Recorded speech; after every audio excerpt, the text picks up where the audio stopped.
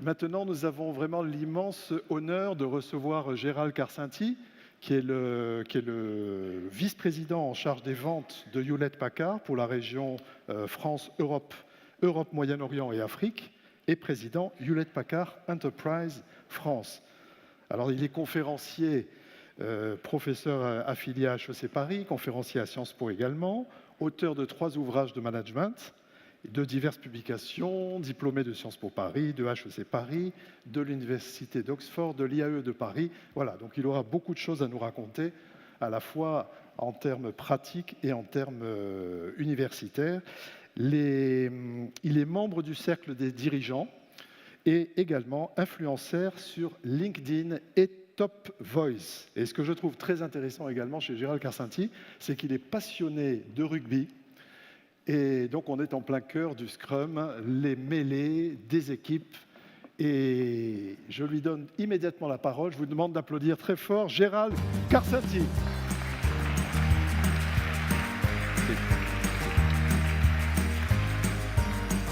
Bonsoir, je suis ravi d'être parmi vous. Alors, je me suis passionné de rugby, mais pas forcément par le physique. Enfin, si, en l'occurrence, je jouais il y a longtemps comme demi de mêlée. C'était à peu près le seul poste que je pouvais jouer. Les autres, ça aurait été grand danger. Mais c'est un sport passionnant. C'est-à-dire, quand on parle de leadership, en l'occurrence, faire des références au rugby, c'est plutôt une bonne chose. Mais ce dont je vais vous parler aujourd'hui, c'est une certaine vision du leadership que je peux avoir et que j'ai appelé d'ailleurs dans mon 5e ouvrage leader du 3e type, que certains d'ailleurs qualifient sous d'autres termes parce que les théories se regroupent finalement et beaucoup parlent de leadership du 5e niveau. Et on va en parler tout à l'heure. Mais la question, en fait, est intéressante parce que le leadership, c'est sans aucun doute le sujet qui anime le plus les conversations, qui est si vous tapez sur LinkedIn, sur Google, leadership ou leader, c'est le sujet pour lequel vous allez avoir le plus de liens. Il n'y a pas d'autre sujet pour lequel vous aurez plus de liens. Parce que, bien évidemment, ça fait beaucoup écrire et beaucoup parler, surtout en ce moment. En plus, on est en période électorale, alors le sujet est évidemment un sujet de passion. Et ce dont je vais vous parler, en fait, c'est une histoire qui m'est arrivée, en fait, à peu près au début, vous voyez, à peu près 2003, 2004. J'étais, en l'occurrence, à Oxford à l'époque. Et nous sortions en 2003-2004, c'est pour ceux qui ont connu la période précédente, d'une période assez difficile, puisqu'il y avait pas mal d'interrogations sur la situation économique du monde, qui s'est accrue par la suite, d'ailleurs, en 2007-2008, avec la crise des subprimes, où on avait l'impression que la finance était quelque chose qu'on maîtrisait totalement, et puis tout d'un coup, on s'est aperçu que finalement, c'est un château de cartes, et qu'il suffisait de pas grand-chose pour que tout ça s'envole, et ça remettait en cause, finalement, beaucoup de fondamentaux, et même des universités aussi puissantes que celle d'Harvard se posaient la question de dire, finalement, c'est quand même nous qui fabriquons, entre guillemets, les leaders du monde moderne et des entreprises, en particulier américaines, et finalement, nous n'avons pas réussi à voir ou à éviter cette crise monumentale. Mais on sortait surtout d'une période dramatique, on en vit encore plein depuis quelque temps, mais c'était probablement le premier grand attentat terroriste, à savoir septembre 2001. Il se trouve que moi, je vivais à l'époque à New York, à Manhattan, et donc je l'ai pris, peut-être que je l'ai ressenti encore plus vigoureusement que d'autres. C'était vraiment un drame épouvantable. Et tout ça fait que cette conjonction-là, où on se dit finalement, le progrès technique ne fait qu'améliorer, l'innovation n'a jamais été aussi forte qu'aujourd'hui. On en dira 2 mots aussi pour parler de cette innovation, cette disruption permanente qui pousse les entreprises à se réinventer. Et pourtant, jamais nous n'avons eu autant d'inégalités sur notre planète, entre les pays du Nord et les pays du Sud. Les gaps ne font que s'accroître.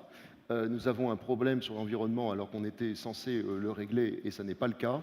La finance, comme je l'ai dit, ça semble être un château de cartes et nous sommes à la recherche d'une certaine forme de leadership pour nous sortir finalement de tout ce qui nous paraît être une sorte de marasme, on va dire. Et là, donc, au milieu de ces années 2000, j'assiste à une conférence d'un professeur en leadership qui s'appelle Michael Maccoby, qui s'appelle toujours Michael Maccoby, et qui est simplement maintenant à la retraite parce qu'il est assez âgé, mais à l'époque, il était professeur à la Harvard Business School et aussi à Oxford.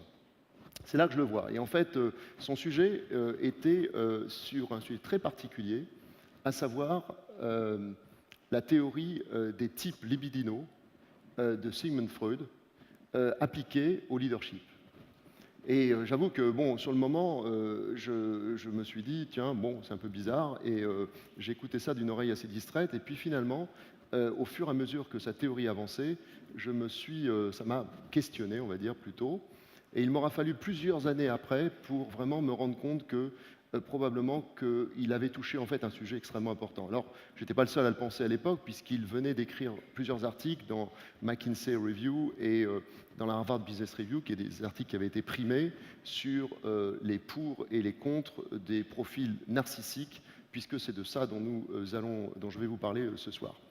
En fait, la vraie question fondamentale que je me suis alors posée plus récemment, disons il y a 3-4 ans, c'est, puisque j'enseigne ça, comme ça a été dit, en particulier à HEC depuis une douzaine d'années, c'est au fond de quel type de leader a-t-on besoin pour les années à venir, pour le monde futur.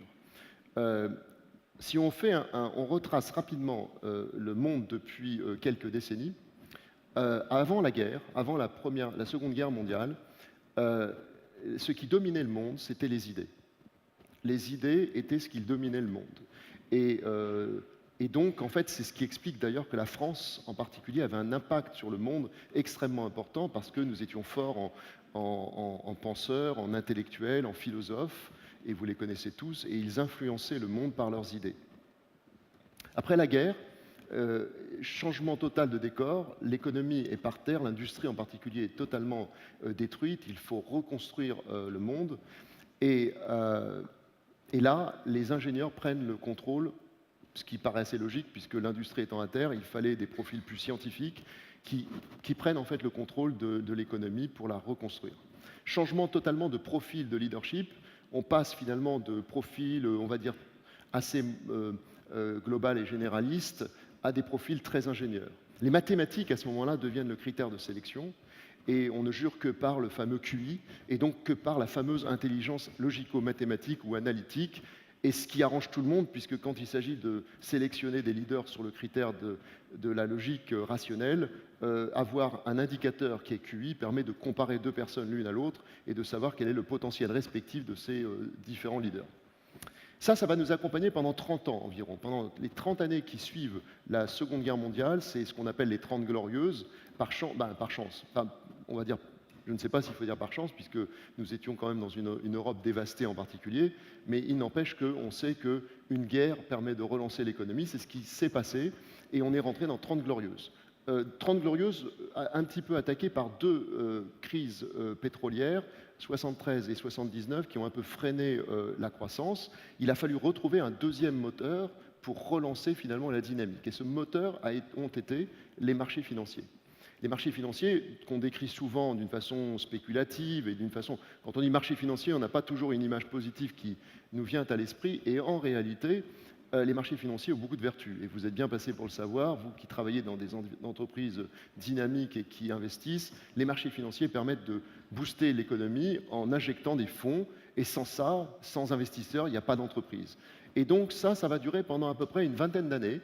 Mais les profils des personnes qui, à ce moment-là, vont prendre le contrôle du monde, c'est les financiers. Et pour ceux, encore une fois, qui ont connu cette époque, moi, c'était le début de ma carrière, je me souviens que, en particulier, les fonctions scientifiques se voyaient rattachées à la direction financière dans beaucoup d'entreprises, en particulier l'informatique. Par exemple, typiquement, dans mon métier, les directeurs informatiques qui autrefois étaient directement rattachés à la direction générale se sont vus tout d'un coup rattachés à la direction financière parce que les financiers ont pris le pouvoir. Mais en termes de leadership, au fond, il n'y avait pas tellement de différence entre des financiers ou des ingénieurs, parce que la plupart du temps, les financiers étaient des ingénieurs qui faisaient un MBA, et c'était donc les mêmes types de profils très intellectuels, très cartésiens dans leur approche. On rentre après, à partir de 1995, dans ce qu'on appelle la troisième révolution industrielle. C'est le début de la troisième révolution industrielle, et elle est marquée par quoi? Par l'avènement de l'Internet. Et l'avènement d'Internet signe l'arrivée de nouveaux types de leaders qui sont, on va dire, plus dans l'âge de l'information, donc des profils un peu plus diversifiés, mais sans qu'il y ait une rupture totale. Et au passage, une petite parenthèse sur ce qui s'est passé à la fin des années 90, si vous vous en souvenez, on a un éclatement fondamental, on a des startups qui émergent, si vous vous en souvenez, c'est la première vague, hein, et ces startups mettent finalement les entreprises traditionnelles sous pression. Et même à l'époque, on se disait finalement les entreprises traditionnelles ne vont pas survivre. Un peu ce qu'on entend aujourd'hui d'ailleurs, finalement, dans les mêmes termes. Sauf que en 2000, la bulle Internet explose et toutes les startups, la majeure partie en tout cas, disparaissent et ne survivent pas à cet engouement. Et la raison principale, il y a plein de raisons pour expliquer ça, mais la raison principale, c'est que technologiquement, la promesse technique qui était faite par les startups au marché financier n'a pas été tenue. Simplement parce que techniquement, les modèles étaient bien définis, mais techniquement, nous n'avions pas à l'époque les moyens de faire ce que les gens, ce que les entrepreneurs et les start-upers avaient en tête. Donc effondrement. On rentre alors dans la période que nous connaissons maintenant, qui a démarré à peu près aux alentours de 2005-2008, dans cette zone-là, qui s'est faite concomitamment à la fameuse crise des subprimes, et c'est la 4e révolution industrielle. Et nous y sommes en plein. Et cette 4e révolution industrielle, elle voit l'avènement d'une technologie absolument phénoménale. C'est les DevOps, c'est l'analytique, tout ce qui est big data, c'est le cloud, bien entendu, ce sont les objets connectés qui permettent en fait de mettre en musique, finalement technologique, les idées les plus folles que peuvent avoir des nouveaux start-upers ou de nouveaux entrepreneurs. Uber, si on prend l'exemple d'Uber, c'est intéressant de voir que finalement, une entreprise créée par des fondateurs qui d'ailleurs ont eu l'idée à Paris, dans la région parisienne, on se rentrait aux États-Unis avec l'idée de dire mais c'est quand même idiot de voir qu'on peut voir passer des voitures devant nous alors qu'on cherche un taxi, des voitures à vide, on pourrait les utiliser. Ils rentrent aux États-Unis, ils développent une application et une application au fond va changer le monde, tout un monde, pas uniquement le monde des taxis qui est évidemment percuté de plein fouet, mais d'autres mondes. On pourrait prendre le même parallèle sur Airbnb, Booking.com et autres sociétés qui finalement viennent perturber des secteurs économiques entiers et il n'y a pas aujourd'hui à ma connaissance de secteur qui peut se sentir épargné par cette transformation digitale qui vient nous percuter. Donc vous voyez, quand on reprend cette historique-là, on se dit forcément les leaders ont évolué. On est passé on va dire de l'intellectuel d'avant-guerre à l'ingénieur, au financier, à l'âge de l'information et aujourd'hui, quel est ce profil qui émerge? C'est un profil, on va dire, que je définirais par 2 termes pour le moment, collaboratif, parce que je crois que nous sommes dans un monde où il faut absolument collaborer, et un monde de créativité. Et finalement, le leader d'aujourd'hui est d'abord un créatif et un innovateur. C'est la raison pour laquelle les start-upers ont autant de voix dans la société. Collaboratif, ça veut dire aussi que ça rejoint une caractéristique fondamentale du leader, c'est que la fonction principale que nous avons tous en tant que leader ou manager, parce que c'est un peu la même chose sur ce critère-là en tout cas, notre rôle principal, c'est d'avoir dans nos équipes, quel que soit votre métier, d'avoir les bonnes personnes aux bons endroits pour faire les bonnes choses au bon moment. C'est au fond une grosse partie de notre responsabilité. Quand déjà on a la bonne équipe en place pour faire les bonnes choses, déjà ça va quand même beaucoup mieux. Donc, ce profil-là qui est en train d'émerger, on se pose la question de savoir comment le projeter dans le futur, comment se dire finalement ce leader, de quel leader a-t-on besoin pour affronter cette société qui est en plein bouleversement. Et quand je dis en plein bouleversement, il est le modèle en plein bouleversement, parce qu'on se pose même des questions sur le modèle de l'emploi demain. On se dit finalement, on cherche tous à avoir un plein emploi avec des modèles qui ont été mis en place à l'après-guerre, en particulier le contrat à durée indéterminée, parce que c'était le modèle qu'il fallait. Il fallait fidéliser un salariat dans le temps, faire en sorte que finalement les gens restent fidèles dans la même société. D'ailleurs, dans la plupart des entreprises, pendant au moins 4 décennies après la guerre, rentrer dans l'entreprise à la fin de leurs études et la quitter à leur retraite. C'est un monde qui semble assez difficile à continuer à poursuivre. Difficile d'imaginer qu'on puisse poursuivre dans cette direction demain. Et c'est pour ça que certaines personnes commencent à imaginer des modèles où on pourrait avoir des socles dans les entreprises d'employés, on va dire, fermes, pour avoir autour d'autres modèles. Personnellement, je n'ai pas d'opinion encore arrêtée là-dessus parce que c'est un sujet assez vaste et assez compliqué, mais on voit en tout cas qu'on est dans une période qui va être assez turbulente. Et dans cette période turbulente, il faut des leaders différents. Alors, je reviens à Oxford. j'arrive donc à Oxford avec plein d'idées comme ça, en me disant c'est sûr qu'il va falloir que le monde évolue. Je venais de terminer un livre sur la conduite du changement, un autre que j'avais coécrit avec un autre professeur d'HEC sur le business model des services. Et là, je me dis, finalement, au fond, un des grands sujets, c'est quand même le leadership de demain. Et Macoby, qu'est-ce que dit Macoby? Macoby, il dit finalement, si on applique la théorie de Sigmund Freud au monde de l'entreprise, on comprend un peu mieux ce qui s'est passé et ce qui devrait se passer demain. Et Michael Macoby nous dit, il existe 3 types libidinaux. Enfin, en l'occurrence, c'est plutôt Sigmund Freud. Il existe 3 types libidinaux.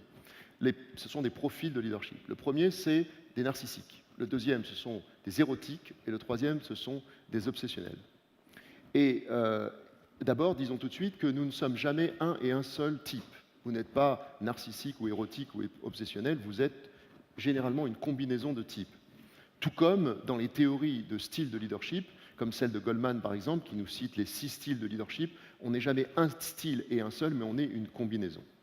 Alors qu'est-ce qu'un leader narcissique? Un leader narcissique, par essence, c'est celui qui représente absolument le profil du leader. Quand vous lisez ce qu'est un leader narcissique, vous vous dites, au fond, un leader narcissique, c'est le leader par excellence. Il est charismatique, il sait ce qu'il veut, il ne lâche jamais, il connaît bien son sujet, il arrive à motiver les gens, enfin, il a beaucoup de qualités par rapport à l'image qu'on se fait habituellement d'un leader. Il a un inconvénient, et il est majeur, c'est qu'un narcissique poussé à l'extrême, quand il n'est pas contrôlé, il dévie. Il dévie de sa route. Il finit tôt ou tard par dévier de sa route. Et on en a des exemples, malheureusement, assez régulièrement, en particulier dans le monde politique, parce que ce soit dans la politique ou dans l'entreprise, c'est les mêmes caractéristiques qui s'appliquent. Et un leader narcissique, en fait, considère au bout d'un moment que tout ce qui s'applique aux autres ne s'applique pas forcément à lui. Et que lui, qui fait tant pour l'entreprise ou pour la nation, si c'est un homme politique, eh bien finalement, il a le droit à des excès ou il a le droit à faire des écarts qu'on ne saurait lui reprocher. Alors c'est par exemple quelqu'un qui va... alors il y a 3 types de déviations pour le narcissique. Le sexe, c'est-à-dire qu'en fait, au bout d'un moment, il peut penser que l'autre personne du sexe opposé ne saurait lui refuser n'importe quelle faveur, puisqu'il est tellement séduisant et tellement extraordinaire que finalement, il n'a aucun problème. Je vous laisserai faire des recherches dans l'actualité. L'argent, parce que les narcissiques considèrent généralement, ils réussissent bien, donc ils gagnent de l'argent, mais pour en avoir un peu plus, ils sont prêts parfois à des excès supplémentaires. Et puis le pouvoir, parce qu'en fait, le pouvoir tout court, le pouvoir, le fait de dominer et d'avoir un certain pouvoir.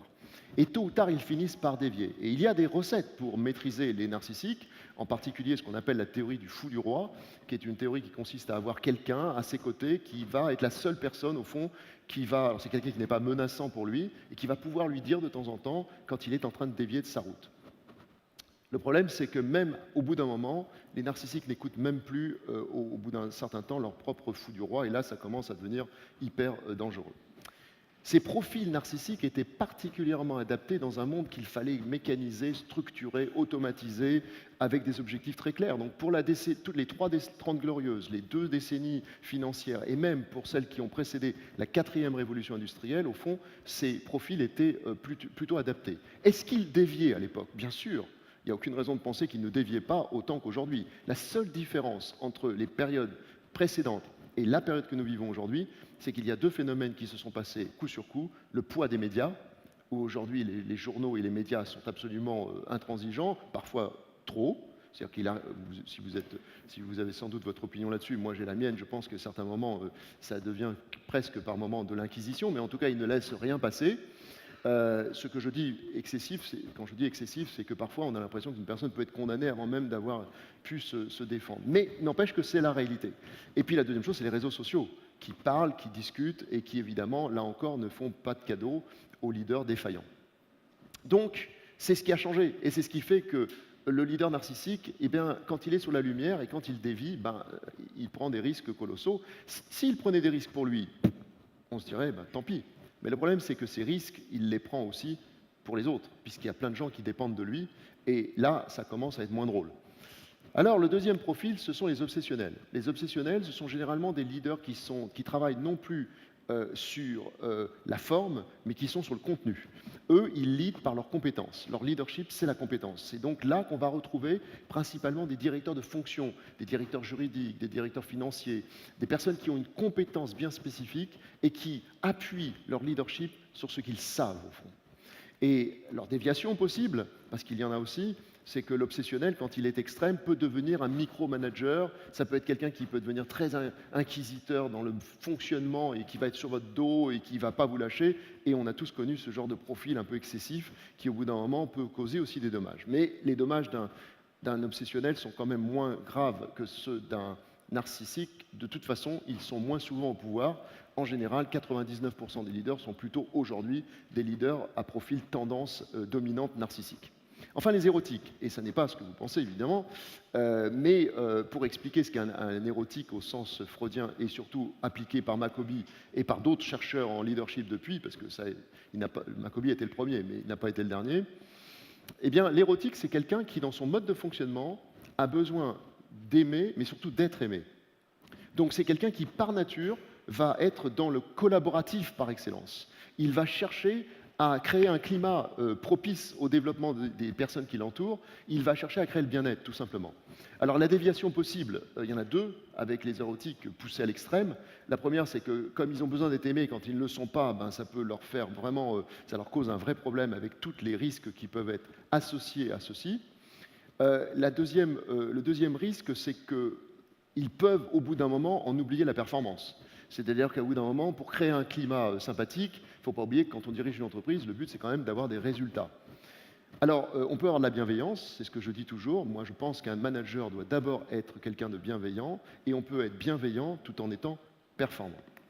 Ceci étant dit, donc, si on résume, eh bien, en fait, l'érotique, il a besoin d'être aimé, l'obsessionnel a besoin d'être respecté, et le narcissique a besoin d'être admiré.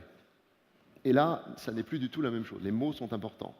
Donc, la société d'avant, on était plutôt dans une orientation très narcissique. La société d'après, de quel type de leader a-t-on besoin? La conclusion que moi, à laquelle je suis arrivé après avoir fait beaucoup d'études sur le sujet, c'est que les profils, je vous rappelle qu'on n'est pas narcissique exclusivement ou érotique ou obsessionnel, on est une tendance. Il y a des narcissiques très dominants, mais on n'est jamais vraiment 100%. Ma vision des choses, c'est que nous allons passer par différentes étapes. Et que ces étapes, c'est que le narcissisme ne va jamais disparaître du leader, parce qu'il est indispensable. Donc il ne faut pas tuer la fibre narcissique, il faut juste l'équilibrer et la mettre un petit peu sous contrôle. Donc cette phase 1, c'est celle dans laquelle nous vivons aujourd'hui, narcissique dominant. La phase 2, leader du deuxième type, c'est quand on va voir la fibre érotique grossir, prendre de l'importance, et on va avoir des leaders narcissico-érotiques qui vont avoir cette fibre et cette capacité à créer autour d'eux un bien-être avec les qualités qui vont avec. Et le leader du troisième type, qui est l'objet de mon livre, alors la deuxième phase, ce que j'appelle le leader du deuxième type, c'est ce que j'ai appelé les narcissiques augmentés, avec un petit jeu de mots sur la réalité augmentée, mais c'est ça en fait, c'est des narcissiques qu'on augmente d'un autre type. Et le leader du troisième type, c'est quand ça va s'inverser. C'est-à-dire qu'au lieu d'être des narcissico-éroticaux, on va être des érotico-narcissiques. C'est-à-dire que ce sont des personnalités qui auront d'abord l'humain et la bienveillance et le capital humain, enfin au sens large du terme, en primauté, avec quand même un narcissisme qui leur permet de faire, comme je dis souvent, faire arriver les trains à l'heure. Parce que c'est quand même ça qui, au final, compte. Et nous voyons bien, d'ailleurs, que même si on peut se dire, alors beaucoup de gens me disent, oui, mais enfin, c'est pas vraiment ce qu'on voit toujours dans le monde d'aujourd'hui. On voit bien que dans certains États, même très puissants, et vous trouverez vous-même, il y a des leaders qui apparaissent pas tellement comme étant des personnes plus équilibrées de ce type-là, mais plutôt très narcissiques encore. Oui, c'est normal, parce que nous sommes dans des phases de transition. Et ces phases de transition vont faire que, ben voilà, il y a encore des résidus. Quand on se cherche dans des transitions entre deux modèles, on a toujours ces phases intermédiaires qu'il faut savoir gérer. Mais je pense, personnellement, et je ne suis pas le seul, que nous allons vers un modèle très différent. C'est quoi, finalement, un leader du troisième type au sens des qualités? Donc, c'est quelqu'un qui ne néglige pas la performance. Parce que quand il n'y a pas de performance, il n'y a pas d'entreprise. Si vous n'avez pas de performance, vous ne pouvez pas investir, vous ne pouvez pas recruter, vous ne pouvez rien faire. Donc de toute façon, vous avez beau être à moins que vous soyez un magicien, vous n'arriverez pas à apporter le bien-être de votre entreprise. Mais c'est des personnes qui, par contre, vont être dans des notions de collaboratif, comme je le disais, donc ils vont être capables de faire travailler des équipes ensemble. Et vous le savez tous, aujourd'hui, on est dans un monde tellement complexe on maîtrise tellement peu de choses individuellement qu'on a besoin de s'entourer des bonnes compétences pour les faire travailler ensemble et les faire travailler ensemble en harmonie. C'est des personnes qui vont avoir des qualités d'altruisme, mais aussi des qualités d'humilité. J'ai même appelé ça dans mon livre le modèle Daft Punk. L'idée étant de dire, finalement, au fond, ce n'est pas que tout le monde va arriver casqué dans l'entreprise, mais la réalité, c'est que malgré tout, un leader de demain, c'est quelqu'un qui saura faire passer l'individualisme et les intérêts individuels après le collectif, d'abord le collectif. Et ça paraît des fois, quand on le dit comme ça, on se dit mais comment est-ce possible? Est-ce que c'est bien censé? Est-ce que ça peut arriver? Et je crois que ça peut arriver pour une raison très simple, c'est que quand j'observe aujourd'hui les personnes qui prennent aujourd'hui le pouvoir et qui ont, dans les entreprises qui commencent à monter, qui ont entre 40 et 45 ans, et les jeunes générations qui suivent derrière, on voit déjà arriver ces graines de personnes qui s'intéressent plus à ce genre, au monde et à ce qui se passe dans la société tout entière.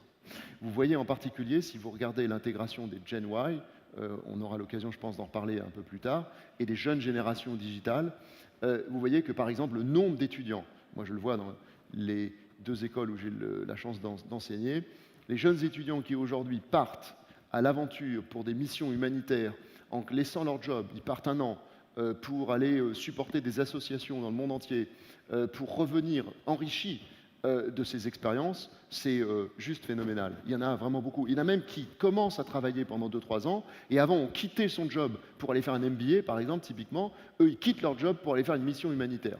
Et ça, c'est quelque chose qui, dans ma génération en tout cas, n'était même pas... Enfin, il y avait sûrement quelques cas, mais c'était vraiment des cas très rares. La réalité était plutôt que dès qu'on sortait des études, on voulait enclencher une carrière et c'était ça l'objectif. Alors, donc ce leader du 3e type, vous voyez, il est très complet, il est tourné sur les autres et il va changer la donne parce qu'il va faire en sorte de donner quoi? Ce leader, on va dire, du 3e type va permettre de faire ce que nous recherchons tous, donner du sens à l'action. C'est d'ailleurs le sous-titre de mon livre, donner du sens à notre engagement. Et les jeunes générations, vous pouvez être certain de ça, dans ceux qui viendront travailler pour vos entreprises et qui travaillent déjà, ils ne veulent plus travailler pour une cause qu'ils n'achètent pas, pour des personnes qui n'ont pas leur système de valeurs et pour une entreprise dans laquelle ils ne se reconnaissent pas. Ça, c'est une certitude. Mais là, je parle des jeunes générations, je vais vous parler de vous. Vous n'acceptez plus ça en réalité. Personne ne l'accepte. On a tous envie aujourd'hui de travailler pour quelque chose qui a du sens. L'argent est une chose importante. Bien sûr, on travaille tous pour gagner notre vie parce que c'est indispensable. Mais l'argent, est-ce que l'argent est fondamental? Ben non, à la fin de votre vie, quand vous ferez le bilan, vous vous rendrez compte, et vous le savez déjà bien mieux que moi, qu'à la fin de votre vie, ce qui comptera, ce sera bien autre chose. Alors c'est quoi ce sens? Et pourquoi le sens est important? Il y a plein de chercheurs qui, à la Harvard Business School en particulier, ont fait des travaux là-dessus, qui ont été repris par plein de consultants sur des théories diverses et variées, théorie des 3 cercles, etc. Mais à la base, c'est des recherches assez puissantes, faites non pas dans des instituts de leadership, mais en fait dans la partie psychologique, des études psychologiques à la Harvard, qui ont été reprises par plein d'écoles. Et on s'est aperçu en fait que fondamentalement, les leaders de ce nouveau genre, de ce futur, de ces leaders du 3e type, sont des personnes qui ont cette capacité à entraîner avec eux les gens derrière un objectif bien précis en leur donnant du sens. Alors qu'est-ce qu'ils font? Bien, les leaders du 3e type, ils commencent d'abord par répondre à la question, ils répondent en priorité à la question du pourquoi, au lieu de répondre, comme nous le faisons habituellement tous spontanément, aux questions du quoi et du comment. Donc une personne standard, qui n'est pas un leader, quand il a à aborder une question, il commence par répondre aux questions du quoi et du comment. Donc si je veux, par exemple, recruter un jeune juriste, eh bien, et que je suis un cabinet spécialisé en droit social, je vais parler à ce jeune juriste en essayant de le convaincre que je suis un cabinet, un des meilleurs cabinets de la place de Paris, que je lui montre mes résultats, je lui montre mes méthodologies, ma façon dont on travaille. Je lui dis finalement, vous voyez, quand on va au procès, on gagne tout le temps, mais on va rarement au procès. En réalité, on fait beaucoup d'arbitrage. Et regardez le taux que nous avons de gains, même en arbitrage. Donc je lui donne plein de statistiques, plein d'éléments qui font qu'au final, la personne va me regarder en disant « Ouais, effectivement, c'est assez impressionnant. » Et quand je vais lui faire une proposition avec un bon salaire et puis d'autres éléments, la personne va me rejoindre. Mais la réalité, c'est qu'on sait que 2 ans plus tard, si un autre cabinet fait une autre proposition meilleure, avec d'autres avantages financiers derrière, la personne va vous quitter. Elle aura peut-être un petit peu de mal au cœur parce qu'elle vous aime bien ou elle aime bien ses collègues, mais elle vous quittera quand même. Parce qu'il n'y a rien qui la retient à l'entreprise, si ce n'est que l'expérience qu'elle a acquise et le salaire. Ce que font les leaders, à l'inverse des managers, ils font 2 choses qui paraissent simples à dire, mais qui est très compliqué à faire. Ils font tous la même chose, c'est-à-dire que les leaders font toujours la même chose, tous, et ils font l'inverse de ce que font les leaders. De ce que font les managers, pardon, excusez-moi. L'inverse de ce que font les managers. Donc, qu'est-ce qu'ils font? Eh bien, eux, au lieu de commencer par l'extérieur, si on prend 3 cercles, justement, et qu'on dit les managers répondent à la question du quoi et du comment, et vont-ils jusqu'au pourquoi? Pas forcément. Ils n'ont pas forcément besoin, puisque la personne aura déjà craqué, aura déjà envie de venir travailler pour vous. Ce que font, si je reprends l'exemple de l'embauche, ce que font les leaders, ils commencent par le centre. Et ils commencent par dire « Pourquoi vous devez venir travailler pour moi ?» Pourquoi? Ils répondent à la question du pourquoi. Donc, ils essaient de donner un sens. Et ce qui ne veut pas dire à aucun moment qu'ils ne vont jamais répondre à la question du quoi et du comment. Ils vont le faire, parce que ce n'est pas en opposition, bien sûr. Et ils le feront, mais une fois qu'ils vous auront entraîné, comme disent les Américains, « You need to believe in what I believe ». Vous devez croire ce en quoi je crois. Vous devez rentrer dans mon monde, dans mon écosystème, dans mon monde que j'ai imaginé pour demain. Qui peut parfois, c'est la technique qu'utilisent les gourous, hein, quand on ne met pas de limite, c'est la même technique. Donc, une fois que vous êtes avec alors des exemples concrets, dans le passé, on a eu Steve Jobs. Typiquement, Steve Jobs n'a jamais parlé de technologie en priorité. Il a parlé d'abord de ses projets. Et finalement, les personnes rentraient dans le monde d'Apple avant d'acheter ses produits. Il se trouve qu'en plus, les produits étaient magnifiques et qu'ils répondaient parfaitement à ce qu'il disait. Et que vous vous disiez, finalement, avec les outils d'Apple, vous pouvez, finalement, ça peut accompagner votre vie depuis le moment où vous vous levez le matin jusqu'au moment où vous vous couchez, en répondant à toutes les problématiques que vous pouvez avoir dans votre vie professionnelle ou personnelle. Mais sa priorité était d'abord de répondre à la question du pourquoi. Quand Martin Luther King fait son fameux discours au Washington Square Memorial devant 250 000 personnes après une marche longue de plus de 2 heures, qu'est-ce qu'il fait? Il réunit ces personnes. Internet n'existait pas. Il n'y a pas d'Internet à l'époque. Est-ce qu'il réunissait uniquement des personnes noires, donc qui étaient par nature d'accord avec lui? Pas du tout. On sait aujourd'hui que statistiquement, il y avait un équilibre assez... Il y avait probablement une population noire importante, mais il y avait aussi beaucoup de blancs, beaucoup d'hispaniques. C'était très diversifié. Qu'est-ce qu'il fait à ce moment-là, que Martin Luther King? Est-ce que c'était le seul noir américain capable de communiquer et de faire la différence dans sa communication? Non, certainement pas. Mais donc, Martin Luther King, ce qu'il fait d'abord, c'est qu'il répond à la question du pourquoi. Qu'est-ce que Martin Luther King a fait dans son fameux discours que vous connaissez tous? Il a dit « I have a dream ». Il a dit « I have a dream ». Qu'est-ce qu'il n'a pas fait? Il n'a pas dit « I have a plan ». Il a dit « I have a dream ». Il n'a pas dit « I have a plan ». I have a plan, c'est il n'y a pas assez de noirs dans les entreprises, il n'y a pas assez de noirs dans les conseils d'administration, j'ai un plan, c'est pas normal, il faut, etc. Non, il a dit I have a dream. Il n'a jamais critiqué l'Amérique, à aucun moment. Il dit nous, on est là parce que vous nous avez fait venir. On est venu par l'esclavage, on est là maintenant. La question, c'est qu'on a des qualités, et pourquoi ne pas nous utiliser puisque nous sommes là? Alors, c'est intéressant parce que si vous avez ces 3 cercles en tête, maintenant je vais vous en proposer 2 autres. Et ces 2 autres cercles, c'est le cerveau pris en coupe longitudinale de haut en bas, qu'on va couper et qu'on va simplifier en 2 zones. Le cortex et le système limbique. Le cortex, c'est ce qui régit toute la partie logique. Justement, logico-mathématique, ce qui a une cohérence, le langage, c'est ce que nous maîtrisons. Dans notre culture européenne, occidentale, ce que nous vénérons depuis des décennies, à savoir l'analyse cartésienne, intelligente, on a un problème, on le décortique, on le met en morceaux et on va trouver une solution. Ça, c'est le système cortex. Donc, quand vous êtes vous-même dans une conférence avec un de vos patrons qui vient vous parler et qui vient vous expliquer comment vous allez régler le problème de votre entreprise sur tel ou tel sujet. Qu'est-ce qu'il fait? La plupart du temps, il prend des tableaux, des graphiques, des chiffres, il vous explique le plan, et il finit sa conférence, et vous dites à coup sûr, super, j'ai tout compris. Et en plus, c'est brillant. Pour autant, vous sortez de la conférence, et je ne dis pas à tous les coups, mais bien souvent, vous ne changez pas votre façon de faire. Vous ne bougez pas, vous n'avez pas changé votre façon d'agir. Et les gens autour de vous non plus. Vous repartez à votre travail, et vous repartez dans votre travail quotidien, comme vous le faisiez avant. La raison est que le système cortex du cerveau, le cortex du cerveau, génère ce qu'on appelle la compréhension. Rien d'autre. C'est important, mais la compréhension. Il ne déclenche pas une autre chose qui est l'action. Pour générer l'action, il faut toucher l'autre partie du cerveau, qui est le système limbique. Parce que le système limbique, lui, à l'inverse, c'est le siège des émotions. Donc le système limbique, c'est ce qui fait que quand vous allez être touché aux tripes, comme on dit habituellement, eh bien, vous allez avoir envie de déplacer des montagnes. Le leader que vous avez en face de vous inspire, parce que son projet vous inspire. Et vous sortez de là en disant, je ne veux qu'une chose maintenant, c'est mener à bien ce projet, avec lui. Je veux avoir ma part là-dedans. D'ailleurs, un leader de qualité vous dira toujours, non seulement je veux que tu contribues à ce projet, mais il va faire en sorte de tout le temps vous montrer quelle a été la part de votre contribution dans l'atteinte de l'objectif global. Donc, maintenant, nous nous y retrouvons.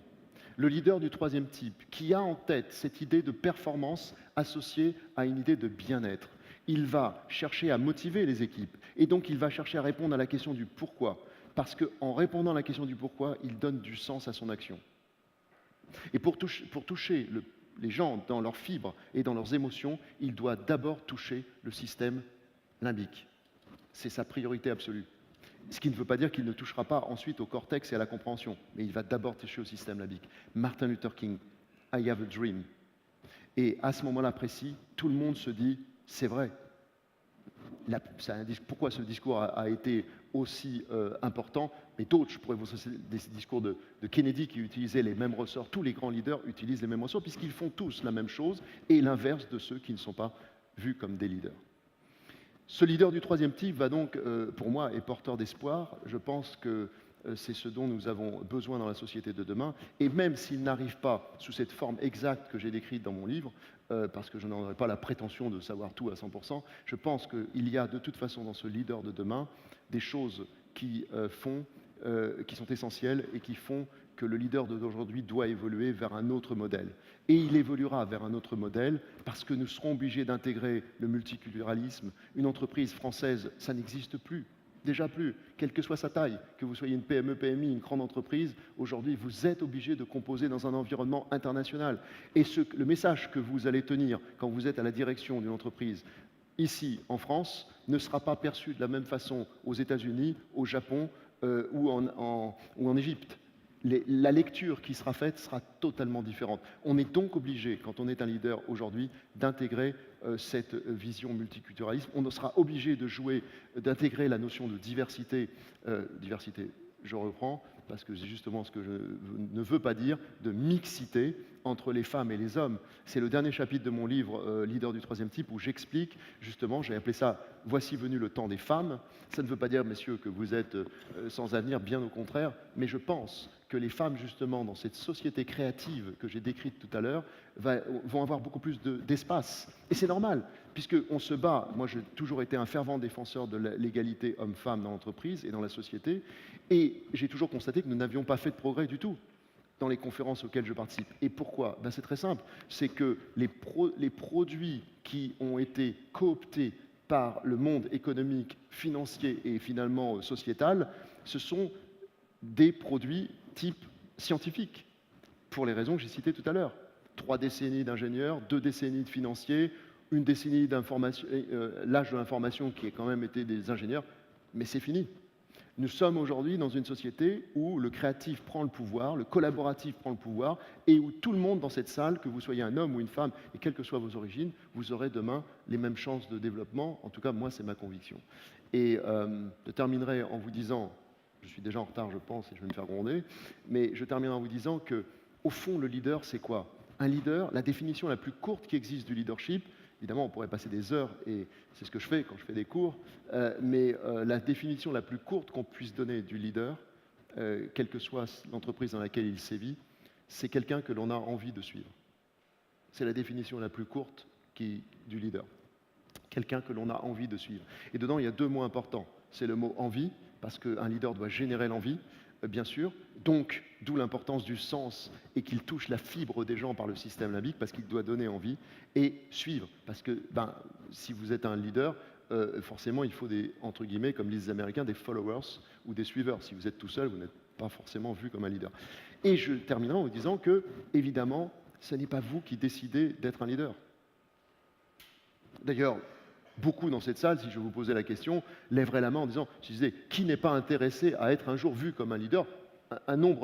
Certains, je suis sûr, lèveraient la main. Parce que être un leader, ce n'est pas forcément de tout repos. Et ce n'est pas forcément une vocation non plus. Mais la réalité, c'est que pour ceux qui veulent l'être, la question, on me la pose tout le temps quand j'enseigne à HEC en particulier, eh bien, en fait, ce n'est pas vous qui décidez d'être un leader. Vous pouvez tout faire pour le devenir en développant les qualités.